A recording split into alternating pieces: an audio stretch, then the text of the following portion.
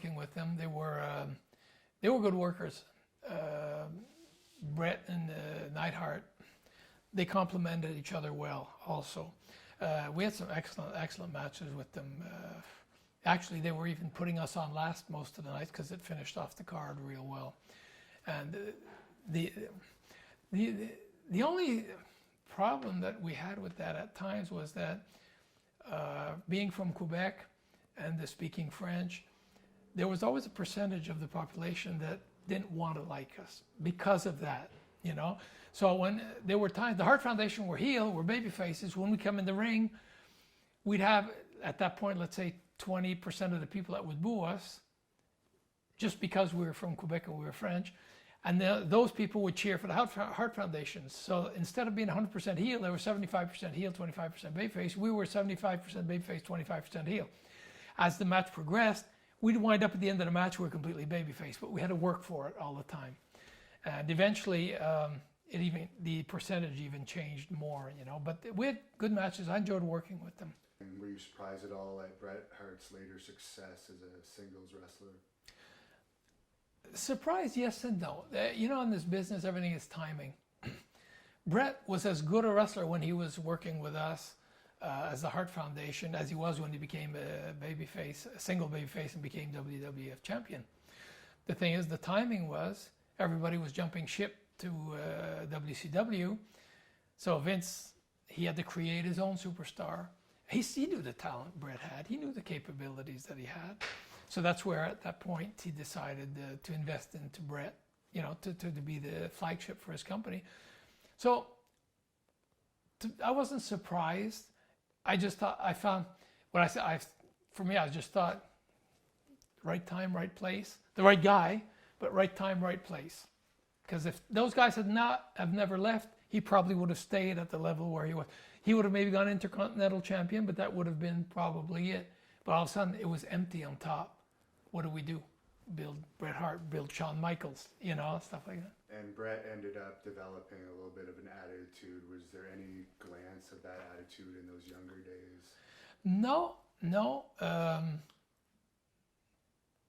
He was fine. I remember when we came in the territory, like they put us over for like 6 months straight. That got to him after a while, you know. That was getting to him a little bit, which is understandable. I mean, everybody has ambitions, and when night after night you're putting the guys over, it plays on the morale a little bit. You say, where are they going with us? What are they doing with us, you know?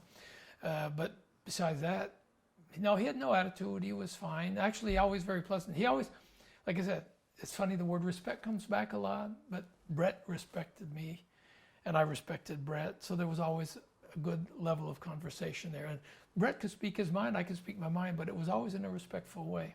He didn't have to wear kid gloves to talk to me, or, you know, and the same. If something I didn't like, I said, Bret, and we'd just talk. And it was the communication channel was very open, very fluid there. He had no problem then. Just later on, you know, when he became champion, then there were a bit of problems. And we'll come back to this, but while we're on the subject of Bret Hart, I know you were there for the infamous Montreal Screwjob night doing the French commentary. Right. Do you have any thoughts on that particular night since you were right there? Yeah, I was at ringside. When it happened, I knew Bret was going to WCW then. Like I said, everybody has their own version of it. And I heard a version from the office, and then I heard a version that came from Bret's side, which is not exactly the same version. I understand both people. The only thing is, in this business, there's always somebody that's going to help you get to where you are. When guys were putting Bret over to make him the champion, to make him what he was, at one point, the company made him a lot of money, gave him credibility, made him famous. You know, Bret Hart became a superstar. My vision of it, my vision of a situation like that is, once that happens, he's leaving. He already had a contract signed with WCW. He was set. Do them the favor of leaving the correct way. But there was heat between him and Shawn. He didn't want to drop to Shawn. For me, that's not doing the right thing. Vince made him a millionaire, made him a lot of money. do the guy a favor, drop the belt so at least he can continue working on his business. And you're already set anyways. So I didn't agree with that part, but maybe Bret's version will be different. Maybe he said Vince lied to me and whatever. I don't know the truth what that is. The only thing is when that happened, I was doing commentary and what I was expecting to happen wasn't happening. The match goes on and then the finish, especially with the sharpshooter, I was like, wow. And then the bell rang, came ding, ding, ding. I remember looking at my co-commentator and I took the mic away and I just told him, I said, Bret just got screwed. I remember telling him that. And he says, you think so?